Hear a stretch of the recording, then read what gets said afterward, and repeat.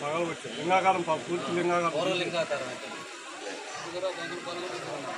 అంతే కదా, పూర్వ లింగాకారం లేదు లేదు పగలగొట్టింది.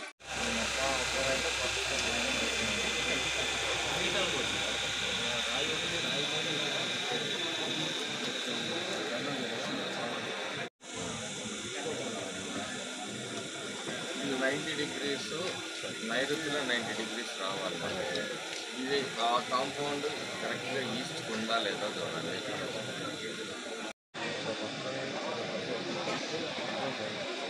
కాస్తుందని చెప్పేసి రిపోర్ట్ రాసి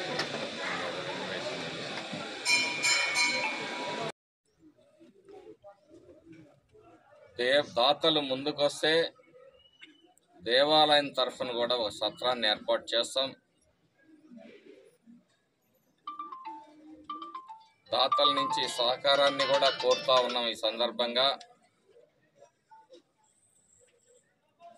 ఏ విధంగా అయితే మనం శ్రీశైలంలో కానీ తిరుపతిలో కానీ మరి రూమ్స్ నిర్మాణానికి ఆర్థిక సహాయం చేసి కొంతకాలం ఆ ఉత్సవాల సందర్భంలో కానీ మిగతా సమయంలో కానీ కొంతకాలం వాళ్ళు కూడా ఉపయోగించుకోవడానికి అవకాశం ఉందో అదే విధంగా ఇక్కడ అలాగే నిదానంపాడు శ్రీలక్ష్మి అమ్మవారి గారి దగ్గర కూడా ఏర్పాటు చేసే ప్రయత్నంలో ఉన్నాం.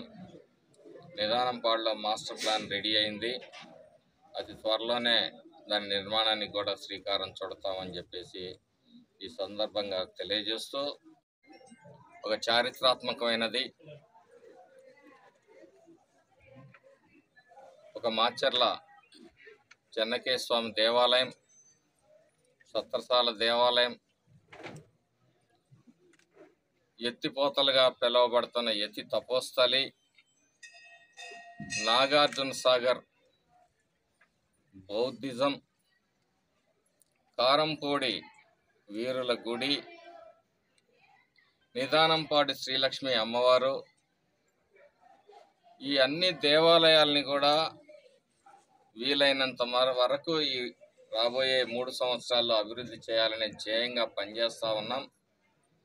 అందులో భాగంగా ఇప్పుడు చెన్నకేశ్వర స్వామి దేవాలయం అలాగే సత్రసాల ఈశ్వరాలయానికి మరి ఎస్టిమేట్స్ తయారు చేయమని చెప్పేసి ఆదేశాలు రావటం, ఆ పని మీద అధికారులు రావటం జరిగింది. పల్నాడు చారిత్రాత్మక సంపదను, ప్రాచీన వైభవాన్ని కాపాడాలి అని చెప్పేసి ముఖ్యమంత్రి గారికి చేసిన విజ్ఞప్తి మేర వారు వెంటనే స్పందించి ఈరోజు డిఈ గారిని, ఏఈ గారిని, డిప్యూటీ స్థపతి గారిని మన చారిత్రాత్మకమైన సత్రశాల గ్రామానికి దేవాలయానికి పంపించడం జరిగింది. ఇక్కడ అవసరమైన మరి నిర్మాణాలు, శిథిలావస్థలో ఉన్న నిర్మాణాలన్నింటినీ కూడా పునర్నిర్మించడం,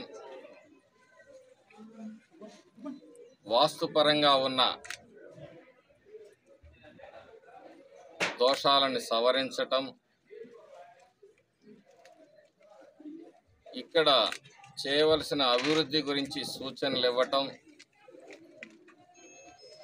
లక్ష్యంగా ఈరోజు వారు రావటం జరిగింది. వెంటనే స్పందించి ఇక్కడికి టీంని పంపించిన ముఖ్యమంత్రి గారికి అలాగే ఎండోమెంట్ మినిస్టర్ గారికి ధన్యవాదాలు తెలియజేసుకుంటూ, సంపద మనకు ఎంతో గర్వకారణం. వేరెవ్వరికీ లేని చారిత్రాత్మక సంపద మనకుంది. దీన్ని కాపాడుకోవాల్సిన బాధ్యత మనందరిది అని కూడా ఈ సందర్భంగా తెలియజేస్తాం. ఎవ్వరూ కూడా చారిత్రాత్మక సంపదను ధ్వంసం చేసే వ్యక్తుల వివరాలని ఖచ్చితంగా పోలీస్ శాఖకి అందజేయాల్సిందే మీ అందరినీ కూడా కోరుతా ఉన్నాను.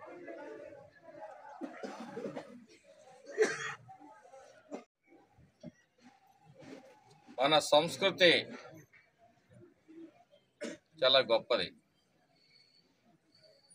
పల్నాడు అంటే ఫ్యాక్షనిజమే కాదు, ఆదర్శమైన ప్రాంతం. 13వ శతాబ్దంలో చెన్నకేశవ స్వామి దేవాలయం పునరుద్ధరించడం జరిగింది. నిర్మించడం కాదు, పునరుద్ధరించడం జరిగింది. ఆ రోజుల్లోనే అన్ని కులాల వారికి ఆలయ ప్రవేశం చేయించడం జరిగింది. ఆ రోజుల్లోనే బ్రహ్మనాయుడు గారు చాపకూడు సిద్ధాంతాన్ని ప్రవేశపెట్టి మరి కుల అంతరాలని పారదోలే ప్రయత్నం చేసిన చరిత్ర ఈ పల్నాడుది.